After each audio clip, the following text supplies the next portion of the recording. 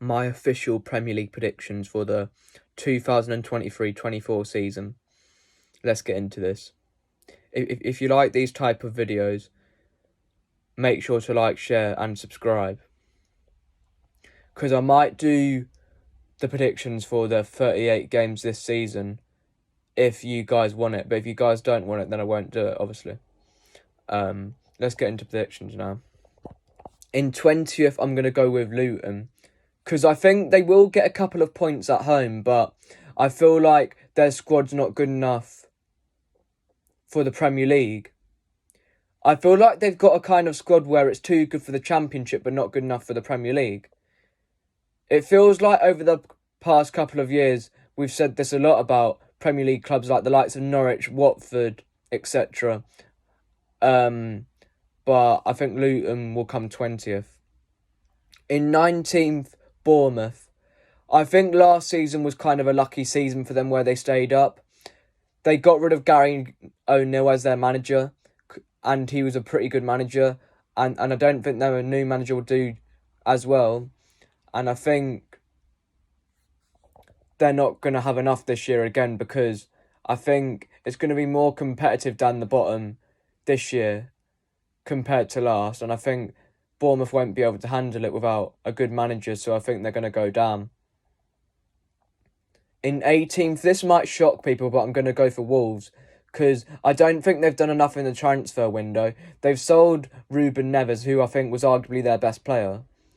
And I think this could be a season where it gets too much for them and they go down. Because I think it's been a while since Wolves were that good, because I remember the first season that they were in the Premier League where they came 7th. And since then, they've sort of gone downhill. So I think this might happen this year, Wolves to get relegated. In 17th, just narrowly surviving, I've got Everton. I think they're going to narrowly survive again, purely because of Goodison Park, because their away form is shocking, but I think they get enough wins at Goodison Park to keep them up. In at 16th, I've got Sheffield United. I think they get enough results at Bramall Lane to keep them up, and I think they might get the odd shock result in their home games, but I think 16th is about right for them. In 15th, I've got Nottingham Forest. A lot of people will have them to go down, but I think they're going to finish similar to where they were last season, like around 15th, 16th. And I think they're going to have enough to stay up, because I think they're better than all of the clubs that I've mentioned so far. So that's why I think they're going to stay up. In 14th, I've got Fulham. People will probably expect them to have a second season syndrome, but I think they're going to do well again. They might not do as well as last season, but they do just well enough to stay up, because I think they've still got a good squad. They haven't lost that much of their good players who did well last season, so I think for that reason they're going to stay up. In 13th, I've got Burnley. I think they're going to be one of the surprise packages this season, because they've got Kompany, who's a really good manager. They've got some good players in there, like the likes of James Trafford, and a couple other players. And I think they're going to get a lot of good results at Turf Moor. They might not do that much away from home, but I think Turf Moor will get them around that position. In at 12th, I've got Brentford. I don't think they're going to do as well as last season, where they were on the brink of getting Europe. I think they're going to come 12th because they haven't got Ivan Toney till around Christmas time. And I think that's going to affect them. And I think they're going to struggle to score goals in it a lot up until like January or like December, because of the loss of Ivan Toney due to the betting things. In at 11th, I've got Crystal Palace. they always come around there, so it's kind of a predictable prediction to make. So I think if they lose Elise, which could happen because he's linked to Chelsea and City, then that could be a loss because he's arguably their best player. I even thought he was their best player when Zaha was at the club, because he's gone now, Zaha, and I don't actually think that will actually be a big loss for them, because I think he was always kind of overrated. In at 10th, I've got West Ham United. I think without Declan Rice, they might struggle at points in the midfield, but I think other than that, they'll be fine. Because they've got a good record at the London Stadium. They do tend to get good results there when they play the big teams. Like last season, they drew to Tottenham there, drew to Chelsea there, beat United there. Gave Liverpool a good game there, even though they lost. Drew to Arsenal there. I think they'd be just fine. In a 9th, I think it's going to be Tottenham. They've got Postecoglou in, which I think's a poor appointment, because he's an unproven manager, and I think at this level he might struggle, because even though he did well in Scotland, there's a big drop from the Scottish League to the Premier League in terms of quality, and I think he's going to struggle for that reason. They've brought a couple of players in, but other than James Maddison, I don't think many of their signings is actually that good.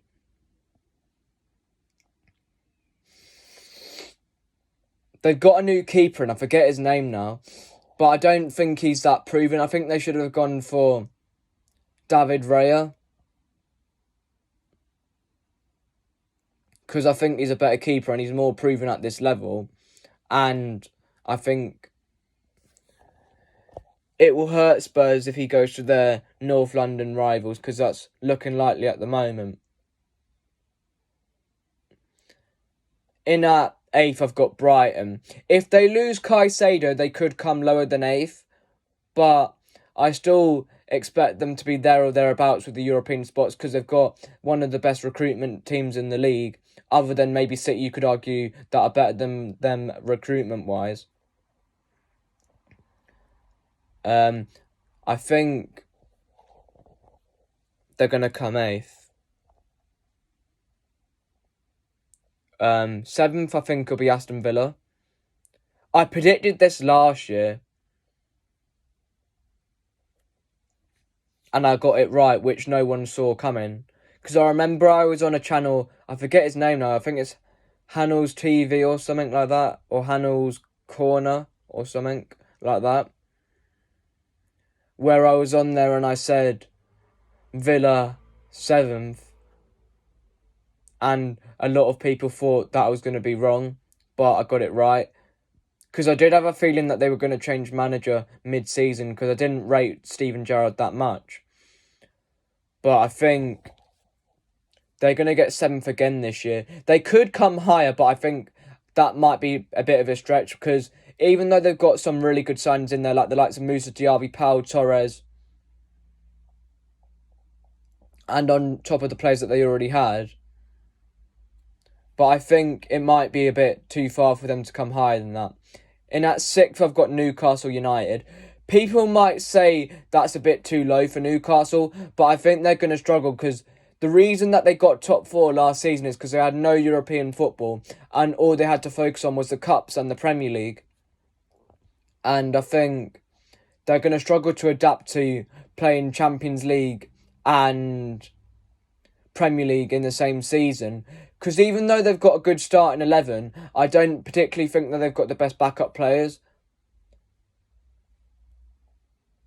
Because they've got that Tonali geezer in the midfield, which is a good signing, and they've got Harvey Barnes on the wing, which is a decent signing as well. But I don't think they're going to do as well this season. They might do well in like one of the lesser cup competitions, like the FA Cup or the Carabao Cup, but I don't think they'll do that well in the league or the Champions League unless they get more like squad depth players in between now and the end of the window. In at 5th, which does get you Champions League football for this season because of the new Champions League format, which will be coming from not this season but the season after this, I think it'll be Chelsea. If they get Caicedo in, they could come third or fourth, but for now I think fifth is the safest option because I think Pochettino will do reasonably well because he's got no European football for his first season. And I think a lot of people are expecting Chelsea to do poor, but they've got that Nicholas Jackson geezer in. They've got Nkunku in. They've got a couple other players in. I think they'll come fifth. But I think if they get Caicedo, they will come fourth.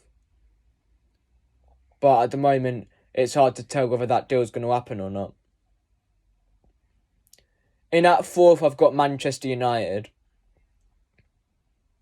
I think if Chelsea get Caicedo, United could be the one to drop out of the top four. But that wouldn't really affect them that much because they'd still get Champions League football because of the new format. But I still think United would be disappointed if they would come fifth because they'd at least want to get third or fourth, which would build on last season. But I think with the amount of money that Ten Hag has spent this summer, because he's bought Onana, which was 47 million, Mount 60 million, that Horgen geezer, or however you say his name, that striker from Atalanta, he was like 62 million or something like that. So I think, and they could get Amrabat as well. I think with the amount of money that they've spent, they should at least win more of a trophy better than the Carabao Cup. Like at least an FA Cup and maybe push for a title challenge with the money that they spent, really. But I don't think that's going to happen. I think they might win like the FA Cup or something. And at third, I've got Arsenal. I think they might struggle a bit with Champions League football because they didn't have it last season, and I think they struggle with there being more competition this year compared to last.